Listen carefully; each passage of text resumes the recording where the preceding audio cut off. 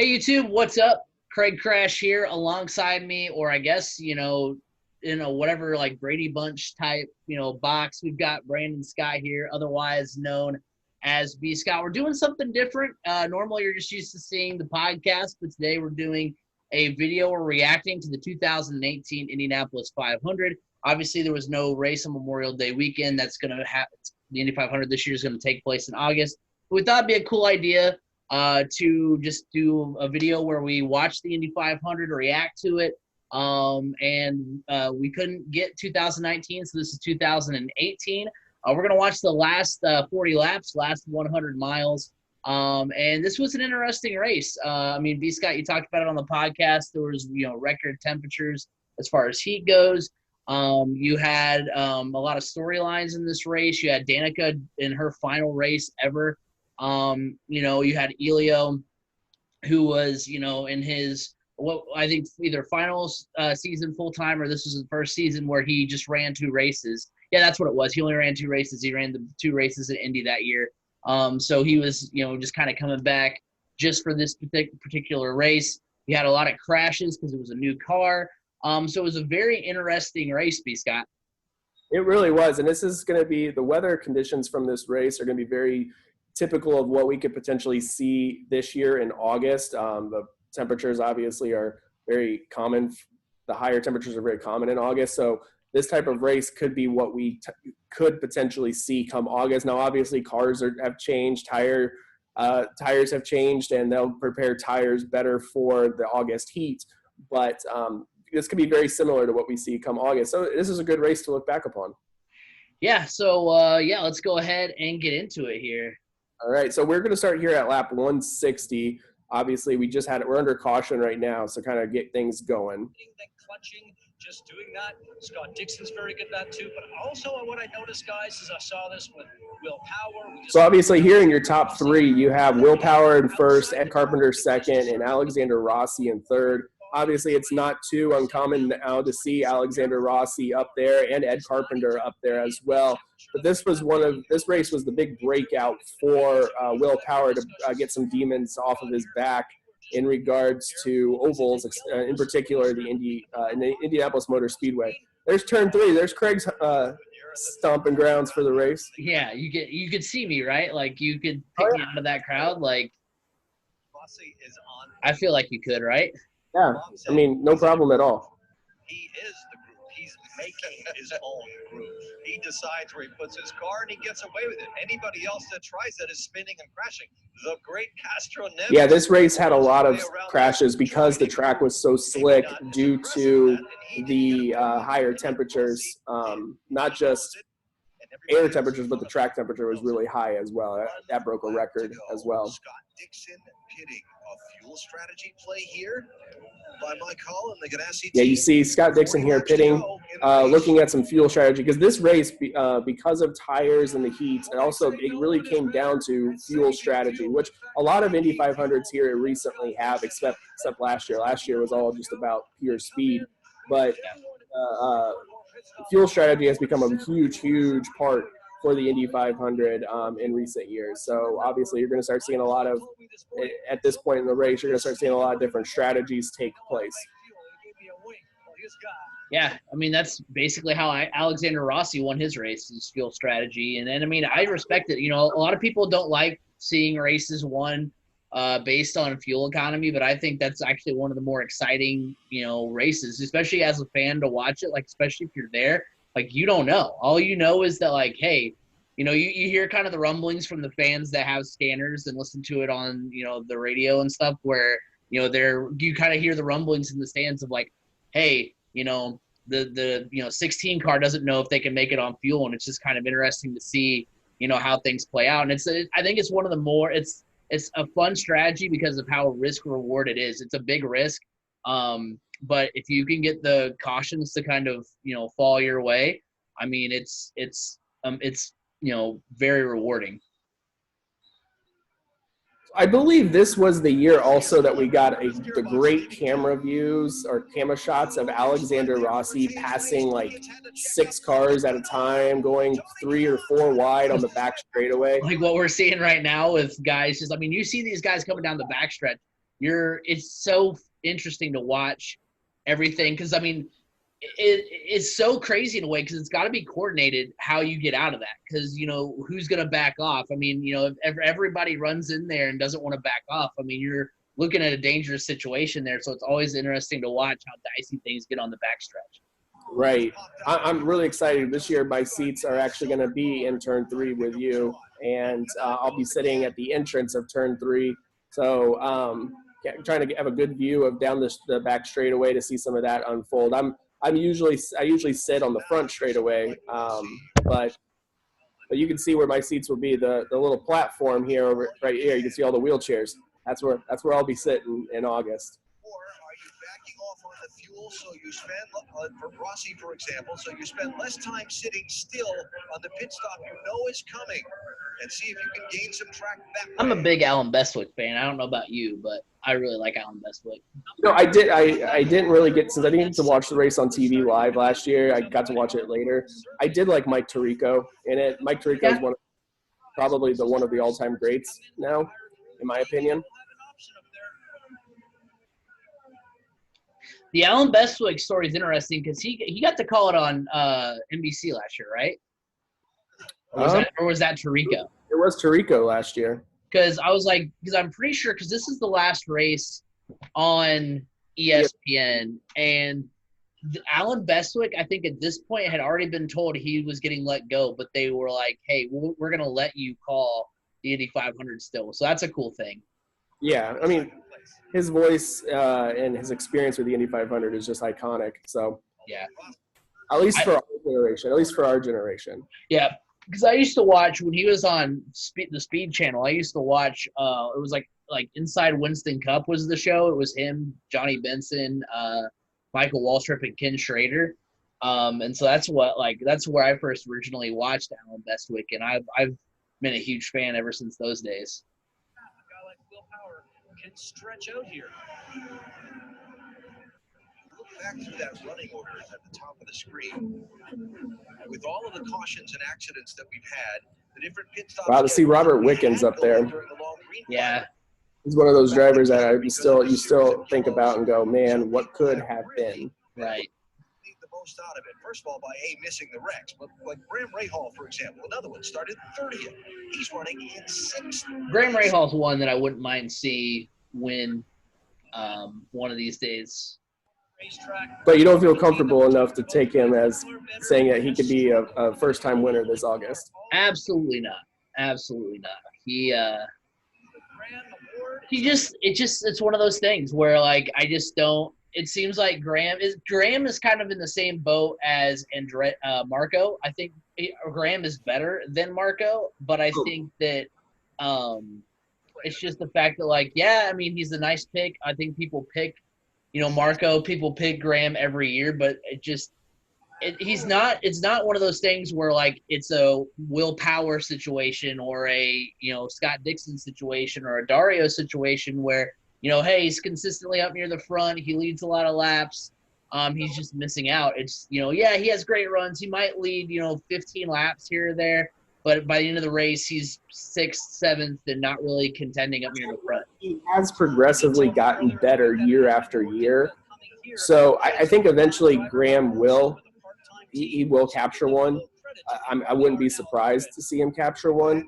Yeah. And I think it's going to be one of those Tony Kanaan type situations. Everybody's going to love it when it happens. Oh, yeah, for sure. Will Power pits out of the lead here at the 102nd running of the Indianapolis Motor Speedway Indy 500, a 6.6 second stop. He is back out, trying to get back into the lead of this race. Marco Andretti, Joseph Newgarden hit it the lap before. I guess, how did we not realize that Simon Pagenaud was so good at this track? I mean, look, he's running up there in the top 4, and he's had such good success on the road course and everything. Obviously, that can't translate over to the oval, but I feel like a lot of people were really surprised when he won it in 2019. And, but looking at this race, you see him, he's running up there near the top. I think it's partially because he's not necessarily the most household name. Right. And so that's why people – it's like when when Alexander Rossi won, I was actually bummed at the time because I was like, man, I wish somebody who like is more recognizable had won the 100th. Yeah, you feel like I left that race at that time feeling like I was kind of gypped. Yeah, because you wanted like a Marco or a Graham or an Elio or some wanted a recognizable name to be the winner of something so big. Right. Little did we know that Alexander Rossi was going to go on to be one of the better drivers in the IndyCar series. Right. Yeah, because that's like one where you look back, 20 years from now, and you look at who won the 100th. You're looking at the 120th, 125th, and you look back at who won the 100th, and you're like, of course Alexander Rossi won. I mean, of course he did. And when at the time you were like, yeah, that's kind of stinks because I really wanted somebody we knew to win the 100th. I'll be honest, I didn't know he was American when he won it. Fair enough. I thought he was Italian. Yeah. I'll be 100% honest. Then when I found out he was American, I was like, oh, wow. Oh, okay. These cars blend back together after the pit stops all cycle out. Will be fascinating to see. Here's Pagano, the race leader. Pagano's a driver that when he won, spoiler, he won 2019, the race we were going to watch before NBC was like, no, we're going to make you pay to to watch last year's race if you want to see it. We're not going to upload it on YouTube or anything. But that was a feel good kind of story too for John Mansville and Menards, because I mean, think of all the cars that have sported those colors that probably should have won. The Tony Stewarts, the Greg Rays, who've had good runs for that team or for the Menards team, and could never quite get it done, and they finally get it done last year. Yeah, there was a year that the pole sitter Scott Brandt, when he died in practice, that team had some big hitters on it. Right. I mean, you look at that team had Scott Brandt, they had Tony Stewart, they had Eddie Cheever. I mean, goodness gracious, that was a pretty good lineup right there in itself. Now, Carlos Munoz is he still? I can't remember. Is he still like in IndyCar? No, I don't think he is. I haven't seen or heard anything from him. Typically, when he comes out of the woodwork is Indianapolis, and I didn't see anything from him last year, at least not that I was aware of. Because I was like, because my wife and I watched this whole race in its entirety on Sunday, because just to keep up with traditions and just kind of still do what we normally would have done this weekend. And they were talking about the fact, and I think it's even in the clip we're watching, where they're like, yeah, he's won, or he's not won, but he's come in second like a couple of times. I was like, if you want a kind of wild card first time winner that we were talking about on the podcast, that would also be an interesting like dark horse pick. He's a second place car right now. Of the cars that pitted, Will Power is 7th now. Guess who's 6th? Scott Dixon. And I am telling you, we're not seeing Dixon on pit road for the rest of this race unless something goes wrong.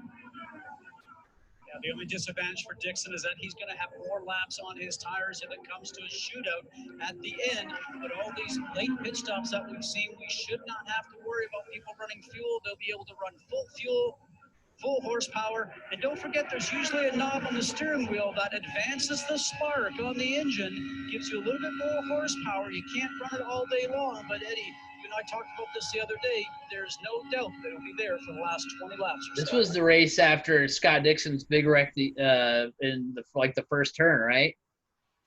Yeah, it was the year before where Dixon, it wasn't in the first lap of the race, but in turn one, between 1 and 2, he got around and got airborne basically right in front of the museum and went flying over Elio Castroneves' car. So that was a wreck that I remember. I was being at that race. I was just thinking, oh my gosh, I can't believe he walked away. What's kind of funny and ironic is that, so, I mean, it's funny now because nobody got hurt, like seriously hurt, but like there was a photographer that was like behind the fence that because of like the debris and stuff got actually more injured than Scott Dixon did. Right, and actually that wreck is what caught pretty much it damaged Elio's car in such a way that he was running fast enough to be able to lead and everything, but when it came down to the end to have a shootout with Takuma Sato, there was just a little bit of damage, aerodynamical damage on the rear spoiler that a casing got clipped and was missing on his rear spoiler. And because of that, he didn't have enough rear downforce, and I forget which turns it was, but that was what allowed Takuma Sato to ultimately get the victory in the 101st running of the Indy 500. Just a very tiny, tiny clipping of Dixon hitting the top of Elio's car, and this tiny little piece made that little bit of a difference. So that was kind of interesting. That's something that I've definitely come around on, like, because I used to be a huge a NASCAR fan more than I was an IndyCar fan. And one of the things I liked about NASCAR at the time was the fact that, like, you could hit the wall and still, run your race. You could still, make some contact with another driver and run your race the same as you would have been able to. Whereas an IndyCar, you could go up and barely kiss the wall and you might be done for the day. And I used to hate that about IndyCar, but I think, like, coming around and really understanding the sport more, actually, like, I think I like it more that way, in the sense that, like, it's so crazy, like, the tiniest thing can happen and it throws your whole race, like, your entire race is different because of that. Yeah. Justin Wilson lost his life in a racing crash in an event in Pocono, donated organs that helped 5 others. After that crash, Stephen Racing not only Stephen Wilson could have if Stephen Wilson would have won this race, that would have been one of the most emotional victory lanes I think we probably would have ever seen. Yeah. I forgot that he and Justin Wilson were related. Yeah, he basically stepped into Justin's car and only ran at Indy for the Drive to Survive as their sponsor and organ donation. Closer to my late brother than today with this racetrack. I know he would have won this race someday. He said, he is looking after me. He is riding with me. He said, I got nothing after today. So I'm like, I'm standing on the edge of a cliff and there is no tomorrow. So I've got to roll the dice. Whatever I can do to have a shot at winning this race, it'll happen for me. Tony Kanaan. Sad moment in past Craig's life. Watching good old Tony Kanaan this is how Tony Kanaan's days finish at Indy more often than not. Is either a wreck or some sort of problem. Unfortunately, especially if you're racing for AJ Foyt Racing. Right. I hate to say it, but his hand as well as the others racing on the lead lap. The speed of fresh tires versus the track position and the few laps remaining in this race by the time we go back to green. What happened to Kanaan? Tricky turn two. Crashed. Seems like the car just started. But the thing is, we saw a lot of wrecks in turn 2 that day, and that same black spot. That's where Danica got knocked out of the race. It was very, very slick. Turn 2 was very slick, and because of the high temperatures. So this is something that their drivers are going to have to think about come August this year, with the potential of high temperature, very warm temperatures. So you can see he just got loose. Aggressive on the accelerator. He was looking for a draft going down the stretch, down into turn 3, hoping to make up some positions, and it didn't work out. What a day Tony Kanaan has had. Remember, he was leading the race, contending for the win, one of the stronger cars in the field. Just after a set of pit stops, came up with a puncture in a tire, had to pit again, fell back, got a lap down, got the lap back, was charging back up to try and be in contention for the win. Now his race car is wrecked, and he's in the safety vehicle, headed for a checkup. But he had a great performance, didn't he? Boy, he was solid. So now 11 laps to go in this race. On the lead lap, there are 19 cars. That's a lot of traffic. For Oriole Serbia to think about giving up track position to try and come back through on fresh tires. You're the leader. You can go as far as you want. There you go. There's a decision. Well, you really can't. You got to keep up with the pace car, but Jan, lead right So now. what were your opinions on the rear spoiler of that pace car on that Corvette? I like it. I'm down. I'm down with it. Old school Fast and Furious. Yeah. Looks like the car of tomorrow. Like they raced in NASCAR for a while. That was horrible.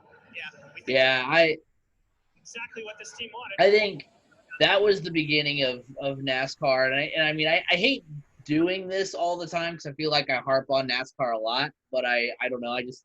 It stinks to see a sport that I used to be so like passionate about and love so much go kind of as downhill as it's gone, and it's leveled off. It's not awful as awful as it used to be, but I mean, because they've addressed the phantom cautions they used to throw, and they've addressed all the things that kind of led to its downfall. But the fact that they were like, because like I've said it before on the podcast, like they did two amazing things that were no-brainers that made the sport so much safer. Because I mean, obviously there are going to be risks no matter what, but they did the two things that made the most sense. They were like, hey, maybe we shouldn't have these guys running head-on into concrete whenever something goes wrong. Maybe we should put some sort of more cushioning on the wall this time, so maybe you're not running into solid concrete whenever you crash. So they brought out the safer barrier, and then they Motor Speedway for that. right, and then you have the Hans device where you're literally strapped in, and your head can't go forward and hit the steering wheel or do anything potentially dangerous of that nature. It keeps your head in place. So those were two great things, but then they just kept doing things, and you can't really knock it because it's in the name of safety. So you can't go around being like, well, how dare you make the car safer? But they literally made the car of tomorrow so wide that you could not pass. And that's what made the Brickyard so unwatchable. And why, my family inevitably stopped going to the race, because we're like, this is the most like enjoyment we got out of the Brickyard. Like the most recently it was entertaining for us is the race where they were having tire issues, and it was literally like 16 10-lap sprints. And then the caution. Huh? Jimmy Johnson won that race. He did.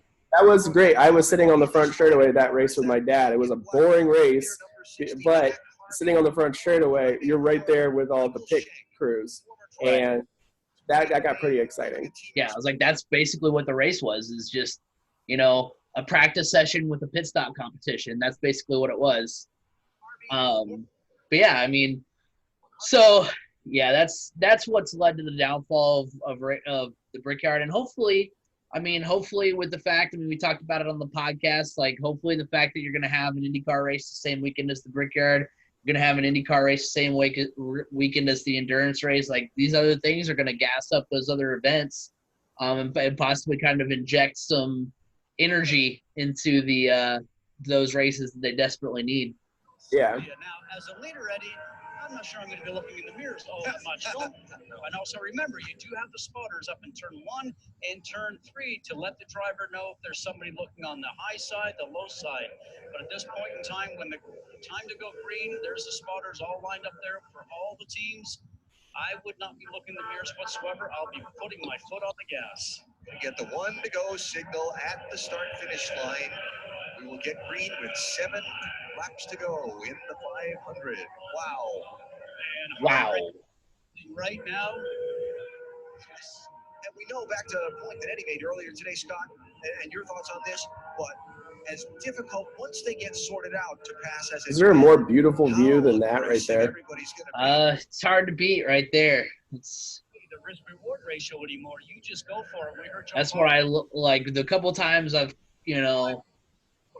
gone to Speedway high school to call a game for Indiana SRN. That's been like my favorite part of. Obviously, it's not that view; it's the outside of it. But that's one of my favorite parts of going there, is because it's so close to the track and you can drive by the track on your way.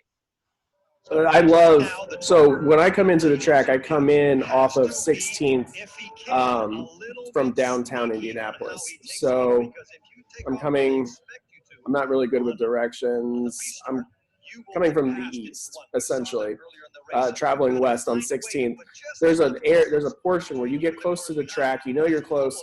You drive underneath a railroad crossing. It's a red railroad crossing, and when you come up from underneath it, all of a sudden there's the track.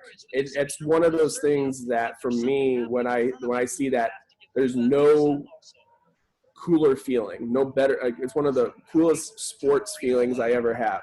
It doesn't matter even if I'm just driving that direction to go somewhere else. Anytime I come up upon it, you just go, wow, that is one of the coolest places you can possibly see. And just the way it kind of just all of a sudden comes out of nowhere, I think is what is really, really cool. Late restart to see who wins in Indianapolis. He didn't get enough. He did not get enough. Here comes Wilson, looking on Survey for the lead. Harvey to the inside. Power in the silver car. Wilson gets it. Power had to check up. Wow, Power is lucky he didn't get up in the marbles there and get turned around or lose a position to Dixon there, because he got really pushed up high there, and that really could have been disastrous for him. Wilson leads the Indianapolis 500. Unbelievable.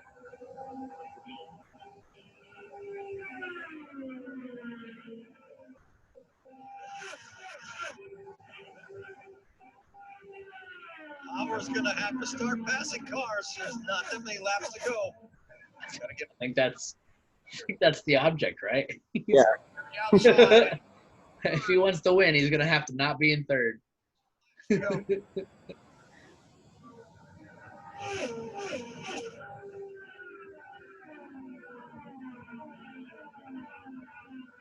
As the great race car driver Dominic Toretto once said, it doesn't matter if you win by an inch or a mile, winning is winning.